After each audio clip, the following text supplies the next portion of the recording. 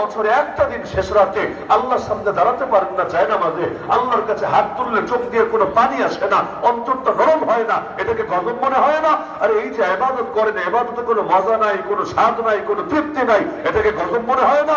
এইটা যদি গজব না হয় তাহলে কোনোটাই গজব না। আসমান থেকে আগুন পড়লে কি হবে? আগুনে পড়লে কি লোক? আগুনে যদি এভাবে কেউ পড়ে ভেতরে ঈমান থাকে, আল্লাহর শহীদের সওয়াব দিয়ে দিবে।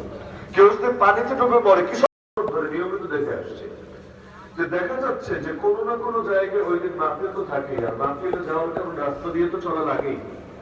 এই বছর দেখেছি শ্রীমঙ্গলে, গত বছর মৌলভীবাজারে, এর আগেও সিলেটে দেখা গেল যে যেই সময় ওরা মূর্তি গুলো ট্রাকে করে পিক আপে করে নিয়ে যায়, আর ওদের তো ওই চেতনা জাগ্রত হয় না গান বাজনা না করলে। একদিকে মূর্তিও থাকে আর পাশে বক্স প্রচন্ড বেগ দিয়ে গান বাজাতে থাকে রাস্তার দুই পাশে। সবচেয়ে বেশি আমার অবাক লেগেছে এই বছর, আমি সবশেষে সিলেট হজরতের মন রক্ষার্থে লিখে রেখেছিলাম যে আসতে পারি বা না পারি, অন্তত হুজুরের আদেশ তো রক্ষা হলো।